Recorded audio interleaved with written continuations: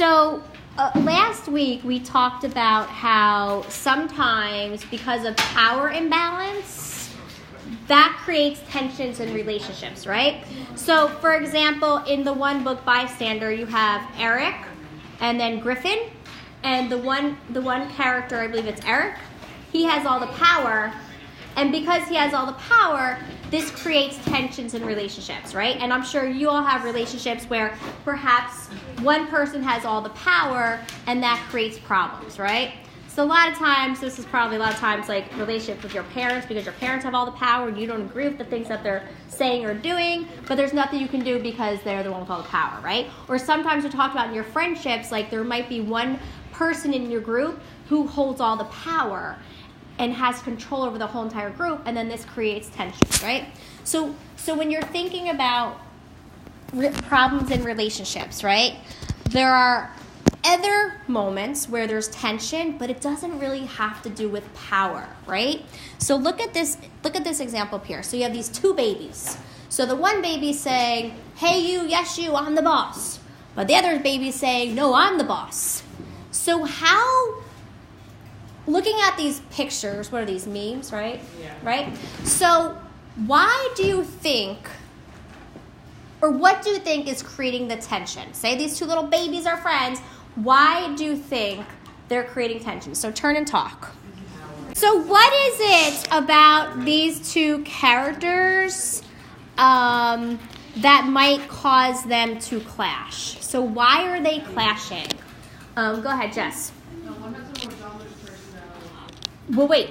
Do you think one has a more dominant personality, or do you think they both have dominant personalities? Both, but the other one is more demanding. Okay. Well, they both look like they have dominant personalities, right? So sometimes we are involved in relationships where you have very similar traits, right? So we learned all about character traits. I mean, if you look at our vocab, we know that people can be assertive, they can be maternal, self-assured, self-reliant, pompous, gregarious, amicable, right?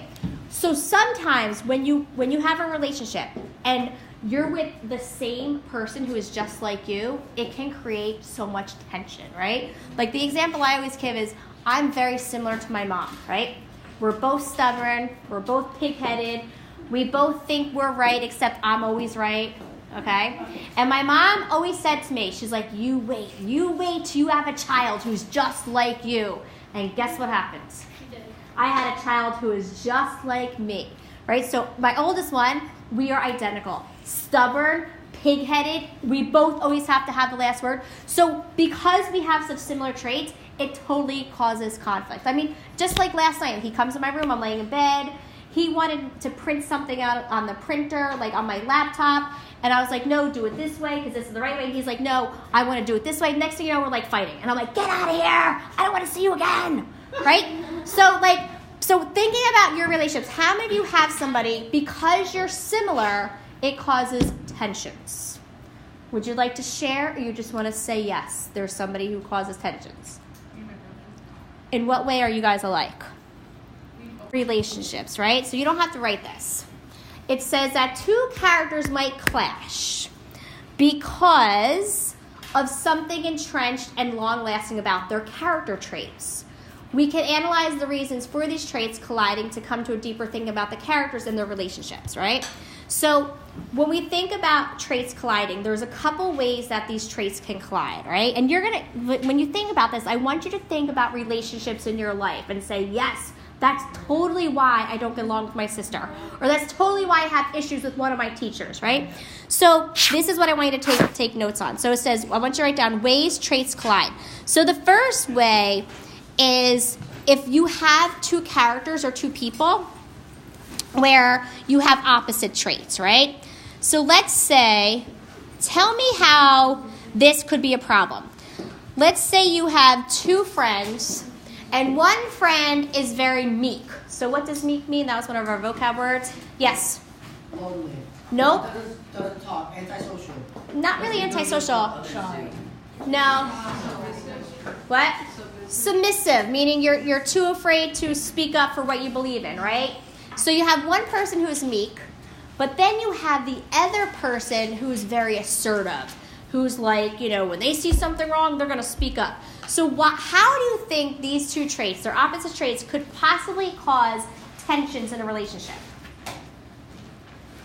Jessica. It's almost as if one is trying to take advantage of the other's weakness.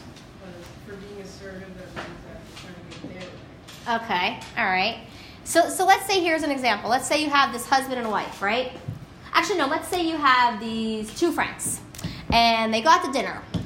And so the one friend, they get the bill, and the friend's like, oh man, this lady overcharged us by $2. So the meek person is like, no, forget that. We don't want to make a scene, right? Then the assertive person is like yelling at the meek person, yes, this is my $2. I want my $2. Next thing you know, they're fighting. And why are they really fighting? It has nothing to do with power. It has to do with their traits, right? So sometimes you have characters in books. So think about your books right now. Does anybody have relationships in the books where the characters have opposite traits and it's causing total tension? Who read Backlash? Who has opposite traits in there? Bree and Liam. Because they're opposite, is this causing conflict? Totally. Who else is reading a book where they have their characters have opposite traits? What do you got, Ronnie? Rashad and his dad. Yeah, so Rashad is more what? Is more nicer. But Rashad wants to let the whole cop thing go, right? Yeah. No, wait. Sometimes you have relationships that are opposite, right? But then other times you have traits that are the same, right? So if you look at this, like, so here you have a lion and here you have a lion, and they have the same personality, right? So same traits can cause problems. And that's what I just said to you, like my son and I are very similar. And because we're both stubborn and pigheaded and we both think we're right, it was causing conflict in our relationships, right? So what are does anybody have characters in their books where the character has the same trait? And because they are so similar, it's causing conflicts. So let me see. What books are we reading? Yes. Spoonie and the mom. Oh, Spoonie and the mom. Are they similar? Kind of, yeah, because the mom, the mom got, really, really mad when she heard about it, and then also Spoonie, and then the dad was, fine with it. Okay, but because they were similar, Spoonie and the mom, did that cause tension between them or no? Really. All right, then that, but you have to understand, some character traits complement one another, right? Like they always say, when you meet someone, oh, opposites attract, and it's because you're opposite, that's why you get along so well. Sometimes that's the case, and sometimes that's not the case, right? So the third one is, besides having opposite traits, same traits, sometimes... Ms. Turner, do you want people, just to clarify, should they be copying this down? Yeah, anything I write, you should be writing. Okay. So the third thing is, sometimes you have people who have a stronger trait in a relationship with a person who's a weaker trait, and that causes problems. So you should be writing this down. So the third one is strong trait with weaker of the same trait. Actually, I wouldn't even say of the same trait. I would just say with a weaker trait. So let's say, for example, what would be, you have passive, right? So passive is one of our vocab words. Would you say, is passive a strong trait or a weak trait? It's weak, right? So passive, and then you have assertive. Is assertive weak or strong? Yeah. So if you have someone who's assertive with somebody who is meek, could that possibly create tension? Yes. Totally, right? All right. If you have, all right. So now the third one is this. Weak trait and a weak trait. So my other class couldn't understand this one. So who can give me an example? So if you have two weak traits, right? So two weak traits can also cause conflict. So give me a situation where you have these two people who both have this weak trait, and I'm trying to look at my vocab words. So okay, here's a perfect example. Unstable. Would you say that's a weak trait, to be unstable? All right, so let's say you have these two people who are totally unstable. They don't have jobs.